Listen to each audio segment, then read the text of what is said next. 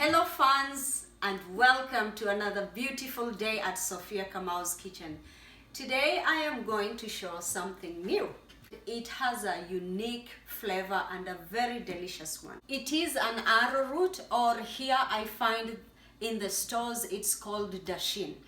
It is really good for your health too. It has iron, vitamin B and potassium. It also helps in blood circulation and also activation of your immune cell and for your heart health. So let's have a close look at it, so next time you go to the store you don't miss it. This is a dashin and it is big. Sometimes you find small ones, but this is big one. This is about 3.5 kilos. I'm just gonna use a half for now, and they store very well. When you keep it in your storage, it can stay for some time even without going bad. I'm going to only use the dashin and the salt and water. So I am going to show you how we cut it. So I have cut my dashin in half, and now I'm going to cut it in small rings. See there, it is so beautiful. I just love it, and the smell of it is really good. And then I can even cut another ring like that. So what I'm going to try to do is to cut them same size so that they cook evenly.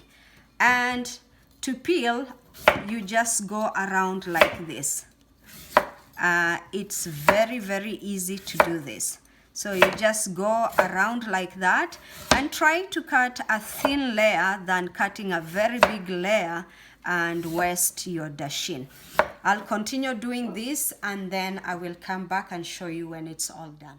So I have peeled my arrowroots, and now I have to cut them into small pieces so they cook evenly. I can cut that way or like 3 times in one ring.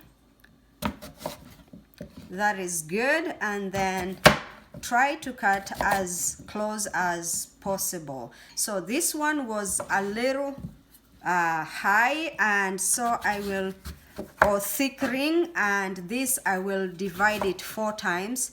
So again, it cooks evenly.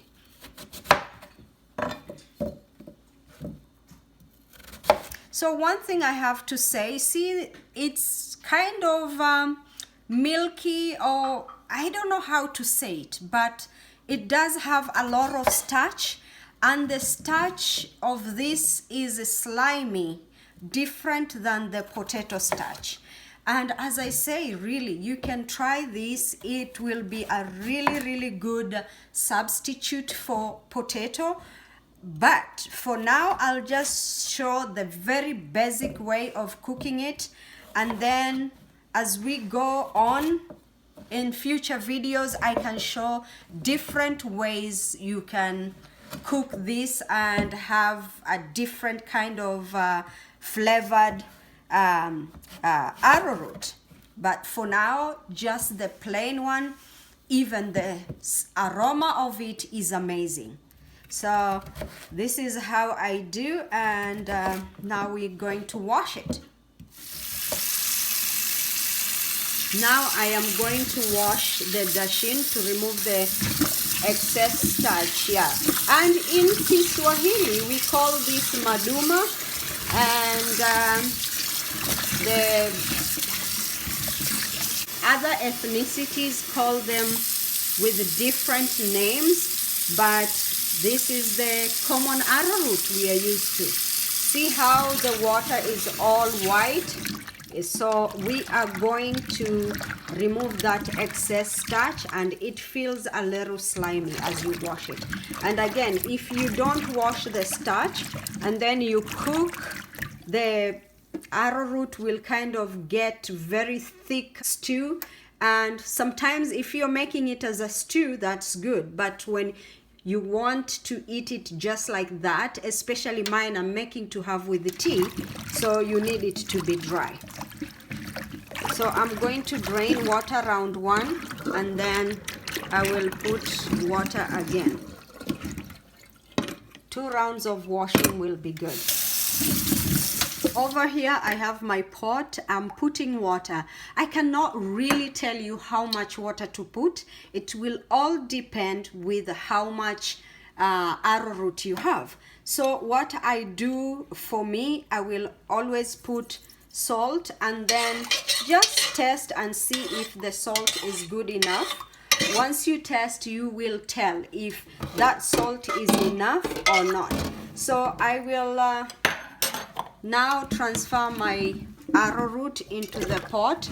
You just boil them the way you would boil potatoes. You don't want to put too much water or too little. And that is perfect water. And now I will take it to my stove. Now I'm going to cover my pot and let it boil and then cook for like 15 to 20 minutes, just as you would do the potato. Another thing I want to mention, if you really want your arrowroot to come out really good, you put in a single layer and then cover them so that they will all cook evenly. But if you fill the pot to the top, that's when you find the bottom ones are mashed and then the top one cooked perfect. But if that doesn't bother you, it's fine. You go ahead and do that. And again, it's a simple process, just as you would cook potatoes. But this, if you didn't wash the starch very well, it will give a thick juice or the liquid in the cooking, and sometimes it burns at the bottom. After 20 minutes, the arrowroots are cooked, and that's the little liquid left. Sometimes if you put less water, it will dry completely and they will be dry even better. So it's time now. I'll go and drain this liquid. After draining the liquid, this is how my arrowroot looks. This one I'm going to use as a substitute of bread. So as I said, you can use as a substitute of potato or substitute for bread, or so you can eat this anytime. For substitute for potato, you can have it as a stew with beef, with fish, with chicken, with some vegetables. You can eat this that way. You can also eat it as, instead of bread, you use the arrowroot as a substitute, and it is so delicious. Now you have seen it, how I have done it. Very basic instructions. I really know anybody can do it. Go ahead, give it a try, and please remember to like, subscribe and share. Until we see you in another video with another exotic food. Bye.